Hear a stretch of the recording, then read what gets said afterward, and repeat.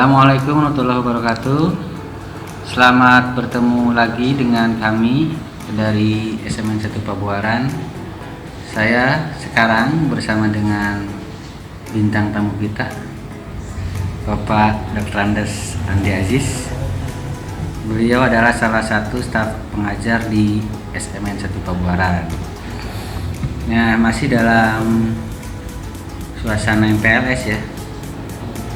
Suasana MPLS berarti video ini khusus untuk calon peserta didik baru tahun pelajaran 2019-2020. Nah, salah satu materi dalam MPLS itu adalah tentang sadar hukum atau biasa disingkat dengan Darkum.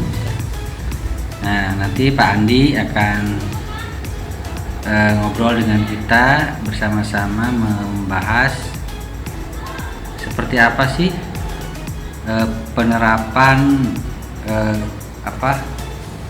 bentuk sadar hukum itu dalam kehidupan kita sehari-hari, terutama di sekolah ya Pak ya. Ya. Khususnya di sekolah berarti untuk Anda sebagai siswa sekolah. Nah, sekarang mari kita dengarkan dulu nih perkenalan dari Pak Andi. Silakan Pak. Terima kasih.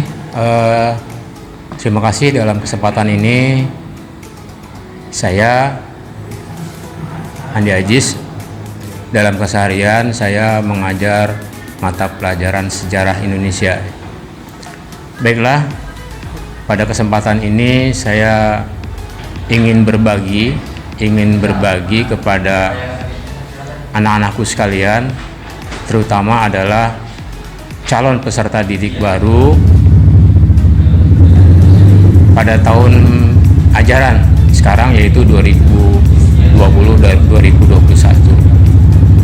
Anak-anakku sekalian yang Bapak banggakan, pada kesempatan ini Bapak mencoba ingin menyampaikan beberapa hal, apa itu tentang sadar hukum ya, sadar hukum.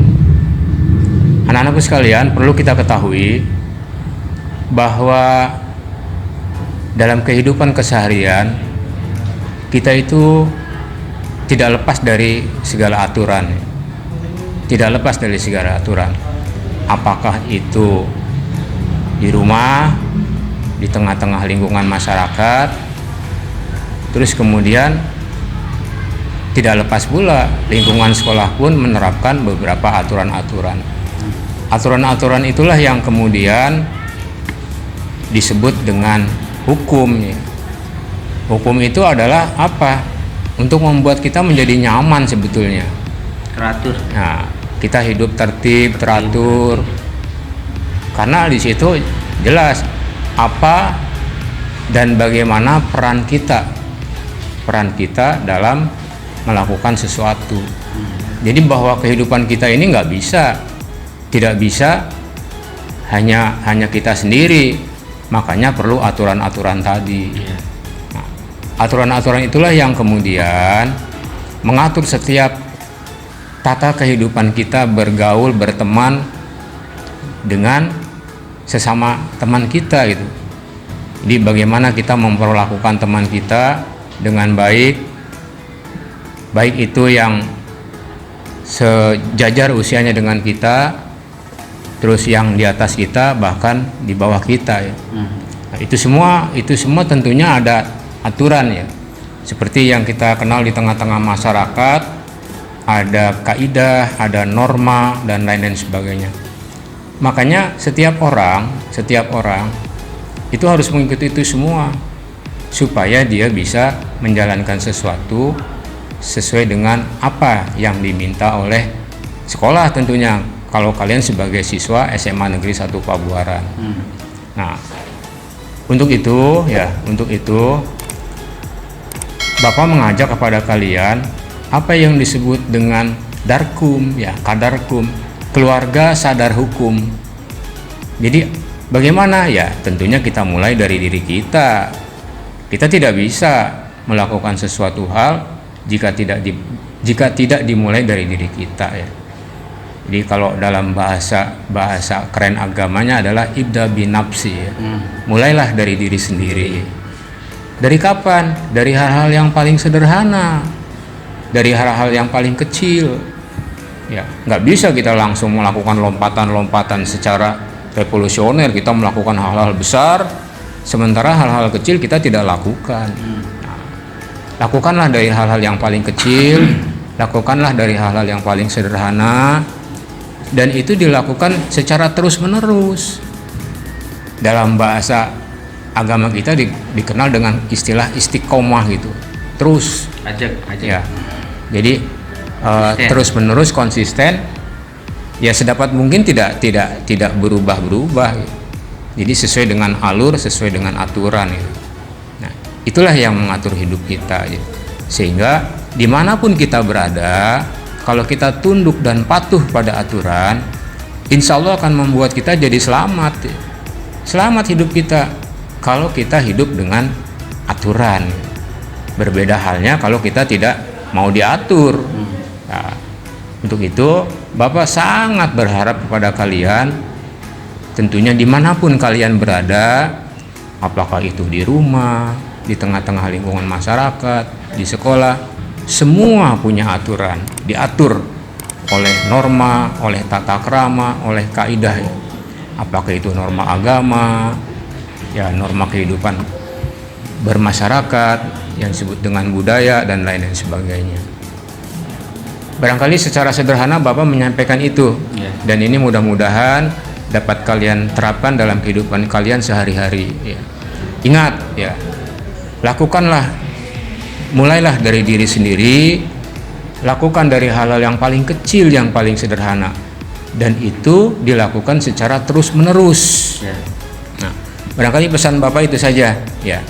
Mohon maaf apabila ada kekurangannya, ya sambil berjalan marilah kita perbaiki bersama-sama. Mudah-mudahan ini bisa menjadikan inspirasi baru bagi kalian. Demikian, terima kasih. Ya, sekarang kita akan coba berdiskusi ya, ngobrol lah tentang bagaimana kondisi penerapan hukum di sekolah dalam lingkup yang kecil, Pak Andi. Ya.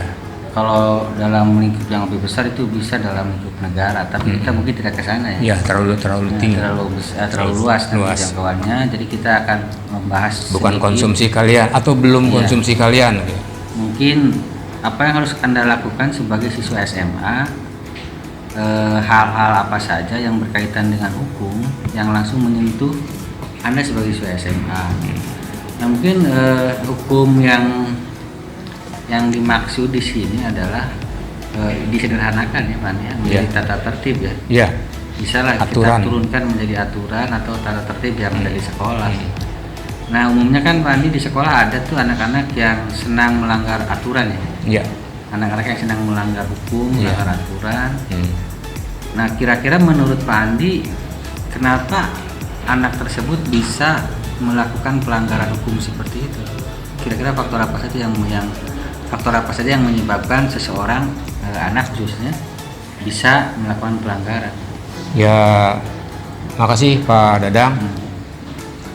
Kalau Pak Andi atau Bapak melihat kenapa anak kok bisa melakukan pelanggaran-pelanggaran, cari perhatian. Ya, secara sederhana itu biasanya berpulang kepada kebiasaan di rumah, pendidikan di rumah. Ya, makanya disinilah pentingnya pendidikan secara komprehensif menyeluruh. Jadi pendidikan itu tidak bisa diserahkan kepada sekolah begitu saja. Makanya peran orang tua pun sangat diperlukan. Bagaimana mungkin dia bisa datang ke sekolah dengan mematuhi tata tertib, sementara di rumah keluarganya, ibu bapaknya sendiri kurang menyadari atau bahkan mungkin ya tidak diterapkan aturan-aturan itu. Nah, kembali berangkat dari rumah. Dari rumah dibekali dengan tata aturan yang baik, tentunya dia juga semakin menyadari bahwa di sekolah pun sama. Ada aturan-aturan yang mengikat dirinya, bahwa dia tidak bisa berbuat semaunya. Tidak, kalau kata anak muda sekarang tuh selonong boy itu nggak bisa. Semua diatur. Untuk apa? Untuk kebaikan bersama tentunya. Itu satu dari rumah ya. Yang kedua mungkin ya ya kurangnya mungkin dia apa namanya membaca beberapa literasi ya tentang ya apa itu aturan dan hukum. Barangkali sederhananya itu Pak Dadang. Mungkin kalau kita bahas lebih luas lagi panjang. Yeah. Kalau di kita nih khususnya di sekolah kita ya Pak Andi, kan ada tuh beberapa kasus lah. Ya umumnya mungkin di sekolah juga ada nih secara umum gitu. Ada anak yang merokok atau membawa senjata tajam gitu lah. Pelanggaran. Atau yang kalau perempuan itu tadi dijelaskan dulu di video yang ini dijelaskan oleh siswaan, tidak boleh membawa alat-alat kecantikan berlebihan karena memang itu di aturannya tidak boleh. Nah sekarang bagi mereka yang di sekolah ini misalkan nih melakukan pelanggaran seperti merokok tadi, membawa senjata tajam atau membawa konten-konten pornografi, itu bagaimana tindakan sekolah itu Pak Andi, yang dilakukan oleh sekolah seperti apa? Ya tentunya sekolah harus kembali kepada tata tertib yang sudah disepakati bersama. Nah, memang terkadang anak-anak seusia kalian itu memang terkadang hanya ingin menguji itu, kalau saya melanggar kira-kira apa nih tindakannya. Makanya kembali kepada aturan dan kita konsekuen kepada aturan. Jadi aturan itu dibuat untuk dipatuhi. Jadi jangan sampai ada istilah aturan itu dibuat untuk dilanggar. Nah, umumnya begitu ya, dibuat untuk dilanggar. Sekolah harus konsisten. Nah, sesuai dengan bobot kesalahan yang dibuat atau yang dilanggar, maka lakukanlah punishment. Makanya di sini ada reward and punishment. Jadi ada penghargaan sekaligus juga ada hukuman supaya berimbang. Artinya siapa yang melanggar ya dihukum. Dengan apa? Kembali kepada aturan. Bobotnya apa? Berapa? Kan ada masing-masing pelanggaran itu ada bobotnya. Nah, kita konsisten, tegas, dan tentunya tetap prinsip-prinsip edukasi tetap harus dilakukan juga. Jadi tidak serta-merta kita menghukum anak terus tidak diimbangi dengan adanya prinsip-prinsip edukasi. Ya.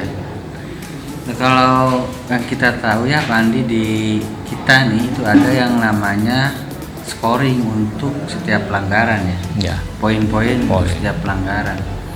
Nah barangkali itu akan menjadi perhatian khusus untuk siswa-siswi di sini. Nanti Anda sebagai calon peserta didik baru harus disampaikan, disosialisasikan. Bagaimana sih Anda bersikap harusnya begitu menyesuaikan diri dengan aturan yang ada di sekolah ini. Nah mungkin Pak Andi punya solusi terbaik bagi calon peserta didik nih supaya mereka benar-benar memahami aturan yang ada di sini. Ya kemudian tentu saja supaya bisa melaksanakannya. Apa yang harus mereka lakukan sebagai siswa nanti? Ya. Makasih Pak Dadang. Jadi bagaimana siswa bisa melakukan itu semua? Kembali kepada niat. Kembali kepada niat anak kalian semua, anak-anakku semuanya gitu. Sekolah kesini mau apa? Iya. Gitu. Kalau kalian niatnya sudah berbelok ya hasilnya akan berbelok. Tapi kalau kalian niatnya lurus, insya Allah itu akan semakin baik. Kembali kepada niat bahwa kalian datang ke sekolah adalah untuk belajar. Pulang untuk mengabdi tentunya dengan ilmu-ilmu yang sudah kalian dapatkan dari Bapak dan Ibu guru, maka itu bisa diwujudkan dan dipraktekkan dalam kehidupan sehari-hari. Kembali dan terpulang kepada niat ya. Bapak bilang kembali dan terpulang kepada niat kalian. Kalau memang niat kalian sudah punya rencana niat yang berbelok, hasilnya akan belok. Barangkali itu solusinya itu Pak. Terus jangan lupa juga ya Bapak, kalian jangan bosan juga kalau Pak Andi, Pak Dadang dan Bapak Ibu guru yang lainnya seringkali menyampaikan ini, mensosialisasikan setiap aturan adalah dalam kerangka membuat kalian menjadi lurus tentunya. Jadi jangan salah paham bahwa aturan itu dibuat dalam kerangka kalian untuk menjadi orang-orang yang lurus sesuai dengan niat yang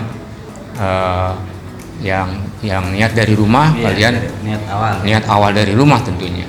Tentunya Bapak Ibu kalian bukan pastinya berharap bahwa kalian akan menjadi orang yang baik. Iya. Ya. Barangkali sesi kita nih tentang sedar hukum Ya, cukup sampai di sini. siap. Kepada para peserta didik, terima kasih Anda karena memang dijadwalkan Anda harus menonton, menyaksikan setiap video yang kami upload di channel SMA 1 Pabuaran. Ya. Jadi kalau misalkan Anda merasa berat dengan kuota segala macam, itu nanti Anda bisa berkonsultasi dengan bagian humas SMA. Kebetulan Pak Andi humasnya nih. Nanti bisa ditampung tuh segala keluhan, permasalahan, dan insya Allah kita akan carikan solusi ya. Siap. Ini hanya bagian dari upaya kami sekolah untuk melaksanakan program yang dicanangkan oleh Dinas Pendidikan pemerintah, bahwa MPLS tahun ini harus dilakukan secara online, daring. Dan salah satu media yang kami coba lakukan adalah lewat YouTube ini. Gitu ya. Jadi kalau ada yang keberatan silakan komentar di bawah tuh.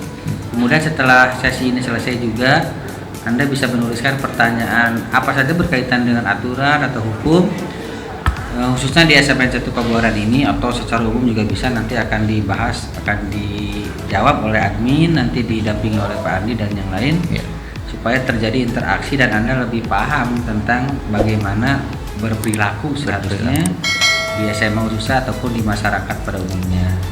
Demikian, terima kasih Pak Andi. Ya, siap. Sudah berbagi dengan kita di sini. Mungkin nanti Pak Andi akan tampil juga di video yang lain karena banyak nanti materinya. Terima kasih sekali lagi. Jangan berputus asa, tetap semangat, jaga kondisi kesehatan Anda, dan sampaikan salam dari kami untuk orang tua Anda di rumah. Assalamualaikum warahmatullahi wabarakatuh.